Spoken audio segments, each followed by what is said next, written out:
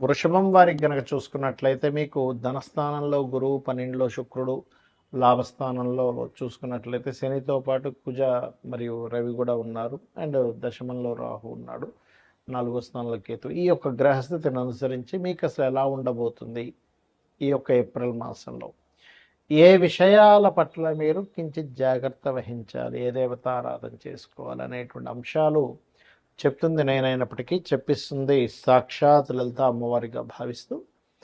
ప్రధానంగా ఇక్కడ గమనించుకున్నట్లయితే ఎప్పుడైతే మీకు ఈ రాశి నుంచి 12వ స్థానంలో శుక్రుడు ఉన్నాడో, కొంత గతంలో ఉన్నటువంటి కొన్ని ప్రాపర్టీ రిలేటెడ్ ఇష్యూస్ ఏమైతే ఉన్నాయో, గతంలో ఏర్పడినటువంటి కొన్ని గొడవలు ఏవైతే ఉన్నాయో అవి కొంచెం క్లియర్ అవ్వడానికి ఛాన్సెస్ ఉన్నాయి. ధనస్థానంలో ఎప్పుడైతే మీకు ఈ యొక్క గురువు ఉన్నాడో ధనయోగాన్ని ఇస్తుంటాడు.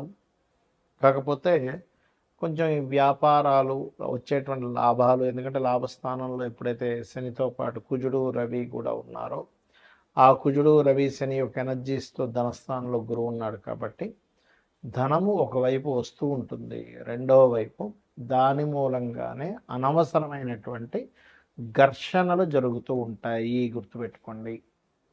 కాబట్టి ఈ కుటుంబ సభ్యుల్లో లేకపోతే వ్యాపారం మూలంగా, లేకపోతే మనకి అదే కుటుంబ సభ్యుల్లో బంధువర్గంలో వారు ఉన్నట్లయితే వారితో అనవసరమైన ఘర్షణల జోలికి వెళ్ళకండి. దానివల్ల ఏమవుతుందంటే కర్మ ఇంకా యాక్టివ్ అవుతూ ఉంటుంది. సామరస్యంగా కూర్చొని మాట్లాడుకోవడం ఇవ్వండి. అలాగే కాస్త ఏదైనా ప్రాపర్టీస్ తీసుకునేటప్పుడు ఆది మంగళవారాలు కాస్త చూసుకోవాలి ప్రధానంగా. మరియు మరొక విషయం ఏంటంటే ఇక్కడ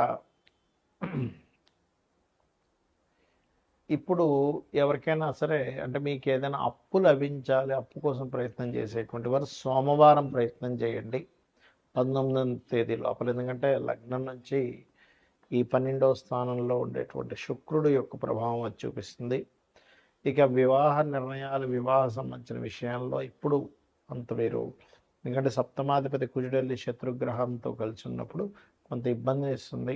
కాకపోతే మీ యొక్క జీవిత భాగస్వామికి ఎప్పటి నుంచో గవర్నమెంట్ జాబ్స్ కోసం ప్రయత్నం చేసేటువంటి వారికి బాగుంటుంది.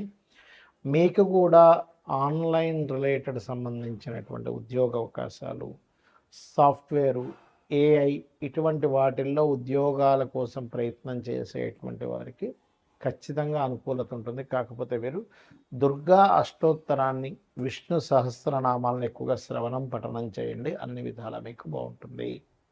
మరి మనం చూస్తూ ఉన్నాం గతంలో ఒక 5-6 నెలల క్రితమే ఈ వార్ రిలేటెడ్, పోయిన సంవత్సరం చెప్పుకున్నాం ఈ వార్ రిలేటెడ్ సంబంధించినవి పెరుగుతూ ఉంటాయని.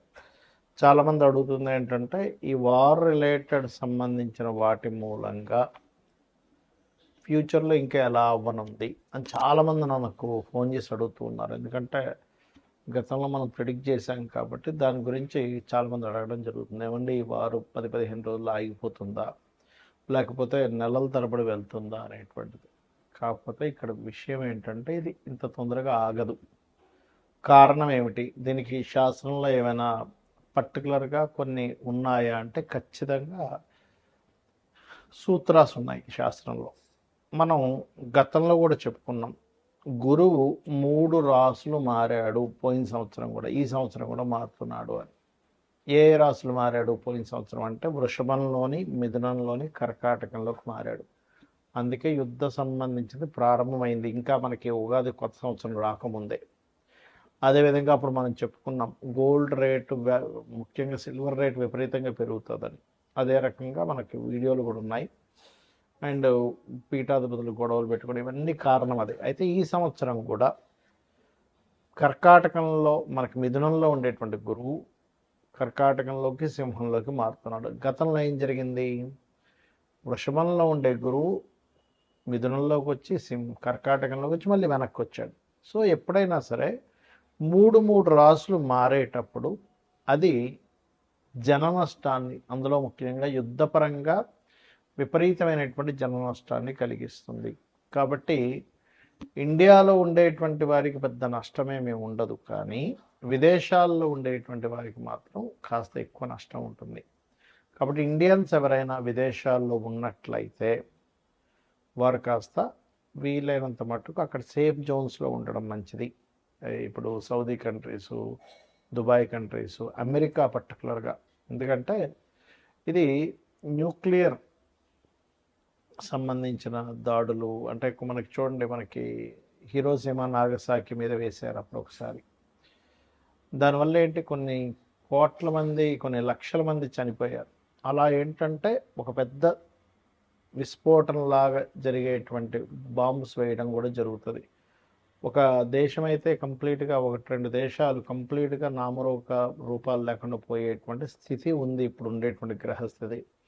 ఇవన్నీ మనం ఎందుకు చెప్పుకుంటున్నాం అంటే, ముందు సామాన్య మానవుడికి ఏమీ జరగకూడదు. ఇలా జరగకుండా ఉండాలంటే మనల్ని రక్షించేది, నడిపించేది, మనల్ని తల్లిలా చూసుకునేటువంటిది అమ్మవారు. కాబట్టి రకరకాల దేశాల్లో ఉంటారు. చూడండి, మనం ఒక్కోసారి వింటూ ఉంటాం, ఏమంటే పెద్ద ఫ్లైట్ పడిపోయింది, ఒక చిన్న పిల్లవాడు కాపాడబడ్డాడు అంటాం. ఒక్కోసారి చాలా పెద్ద షిప్ మునిగిపోయిందండి, కానీ కొంతమంది ఎందుకు బయటపడ్డారంటే, ఎలా బయటపడ్డారంటే అదే మిరాకిల్. మొన్న ఫ్లైట్ కూడా పడిపోతే చూడండి, ఒక అతను ఫ్రెష్గా స్నానం చేసుకుని వచ్చాడు, నడుచుకుంటూ వచ్చేసాడు. అదేంటంటే అంత పెద్ద పేలిపోయింది, మంటలు వచ్చాయంటే అదే లక్. ఇది ఒక్కొక్కసారి మనకు పుణ్యము వల్ల వస్తుంది. అంటే మనకు పూర్వజన్మలో ఎక్కడో పుణ్యం ఉంటే ఆ పుణ్యం మనల్ని అలా కాపాడుతుంది. మరి ఇప్పుడు ఉండేటువంటి దీంట్లో మీరు ఏం చేయాలంటే, రోజు చండీ వినండి, లేదా దుర్గా కవచం చదువుకోండి. చండీ వినడమైనా, చండీ పారాయణం చేయడమైనా, లేదా చండీ హోమాలు చేసుకోవడమైనా ఇంట్లో చేసుకోండి. దానివల్ల ఏమవుతుందంటే మీరు రక్షింపబడతారు. దేశాలు కొట్టుకోవడం వల్ల సామాన్య మానవుడు ఇబ్బంది పడకూడదు. కాబట్టి ఇది ఎలాంటి రక్షణ ఇస్తుంది? ఇప్పుడు మనకు చూడండి, కేవలం అదేదో బాంబు వచ్చి మన మీద పడేటువంటిది మాత్రమే కాకుండా, ఇప్పుడు ఉండేటువంటి సిచ్యువేషన్స్లో మనం గతంలో 1 month బ్యాక్ ఆల్రెడీ చెప్పుకున్నాం, కొంచెం ఫుడ్ రిలేటెడ్ సంబంధించిన విషయం మీద ఎఫెక్ట్ వస్తుంది ఇది ముందు అని. అదే రకంగా చూసుకుంటే గ్యాస్ సరిగ్గా అందకపోవడం. ఇప్పుడు నార్మల్గా ఎవరైతే వీళ్ళు కమర్షియల్ కాకుండా నాన్ కమర్షియల్ వాళ్ళకి వచ్చేస్తున్నాయి గ్యాసెస్, కానీ కమర్షియల్ వాళ్ళకి రావట్లే. తద్వారా హాస్టల్స్లో ఉండేటువంటి వారు, లేకపోతే హోటల్స్లో తినేటువంటి వారు, ప్రత్యేకంగా వాళ్ళు వండుకోరు, హోటల్నే ఆధారపడి ఉంటారు. అలాంటి వారికి ఇబ్బంది అనేటువంటిది స్లోగా ప్రారంభమైంది. తద్వారా మనకి వండుకునే స్థితి, పరాభావనామ సంవత్సరం, పరావాసు నామ సంవత్సరం, రెండు పేర్లు దీనికి. పరాభావము అంటే పరాభవం చెందడం, కొన్ని దేశాలు యుద్ధంలో ఓడిపోవడం జరుగుతుంటుంది. పరావసు వల్ల ఏమిటి అంటే, మనం పూర్వంలో ఎటువంటివైతే పద్ధతులు పాటించాము అటువంటివన్నీ కూడా వస్తూ ఉంటాయి. అంటే పూర్వ పద్ధతులు రావడము, కొన్ని దేశాలు ఓడిపోవడము, కొన్ని దేశాలు ఇబ్బంది పడ్డం అనేటువంటిది ఉంది ఈ సంవత్సరము. దాంతోపాటు ఎప్పుడూ కనీవిని ఎరుగనట్టుగా 3 సార్లు మనకి పంచగ్రహ కూటమి కూడా వచ్చింది. అది కూడా మనం చెప్పుకున్నాం లాస్ట్ టైం. కాబట్టి నేను అనేది ఒకటే గుర్తుపెట్టుకోండి. ఇక్కడ మీరు, ఎందుకంటే దేశాలు మిసైల్స్ వేసుకుని ఏమైనా సామాన్య మానవుడికి ఇబ్బంది కలగకుండా ఉండాలి. కాబట్టి నవగ్రహాలలో కుజుడు, రాహువు, శని, గురువు, ఈ 4 గ్రహాల దగ్గర దీపారాధన చేయండి. మీకు దగ్గరలో గోశాల ఏదైనా ఉంటే గోవులో సకల దేవతలు ఉంటారంటారు. కాబట్టి ఆ సకల దేవతల యొక్క ప్రభావం నీకు పాజిటివ్గా, వాళ్ళ యొక్క అనుగ్రహం కావాలి. కాబట్టి గోవులకి బెల్లము, అరటికాయలు, క్యారెట్స్, గ్రాసము, వీలైతే ఇవి తినిపించండి, సరిపోతుంది. గ్రాసం కూడా తినిపించవచ్చు, రైట్. గోధుమ రవ్వ కూడా తినిపించవచ్చు. ఇవి చేయండి. ఇక్కడ మరొక విషయం ఏంటంటే, మనం రాశి ఫలాలు చెప్పుకుంటున్నాం కదా, దీనికంటే ప్రధానంగా మీ పర్సనల్ చార్ట్ చూసుకోవాలి. అంటే మీ పర్సనల్ చార్ట్లో లగ్నం ఎలా ఉంది, లగ్నం వల్ల మీరు ఎంత ఎదగలేకపోతున్నారు, ఎందుకు ఇబ్బంది పడుతున్నారో తెలుస్తుంది. ధనస్థానాన్ని చూసుకుంటే మీ పర్సనల్ చార్ట్లో మీకు ధనము ఏ దేవతను ఆరాధించడం ద్వారా ధనం వస్తుంది, ఏ మార్గంలో వెళ్ళడం ద్వారా మీరు ఫైనాన్షియల్గా బాగా గ్రో అవుతారు, ఎప్పుడు ఎవరికి ధనం ఇవ్వచ్చు, ధనం విషయంలో ఎప్పుడు డేరింగ్ చేయొచ్చు, ఎప్పుడు జాగ్రత్తగా ఉంచుకోవాలి, ఎప్పుడు కొరత వస్తుందనే విషయం క్లారిటీ వస్తుంది. అదేవిధంగా అన్నదమ్ముల విషయం కావచ్చు, చదువు విషయం కావచ్చు, సంతానం విషయం కావచ్చు, వివాహం ఎప్పుడు చేసుకోవాలి, ఎప్పుడు చేసుకోకూడదు అనేటువంటిది, కెరియర్ పరంగా ఎటువంటి కెరియర్లు మీరు సెట్ అవుతారు, వ్యాపారాలు మీకు కలిసి వస్తాయా లేదా, విదేశాలకు వెళ్ళాలా, ఇక్కడే ఉండాలి, ఇలాంటి అనేకమైనటువంటి అంశాలు మీ పర్సనల్ చార్ట్లో ఉంటాయి. సరే, మీ పర్సనల్ చార్ట్ తెలియదు, అలాంటప్పుడు నిత్యము లలితా సహస్రనామాల యొక్క శ్రవణము, పఠనము చేయండి.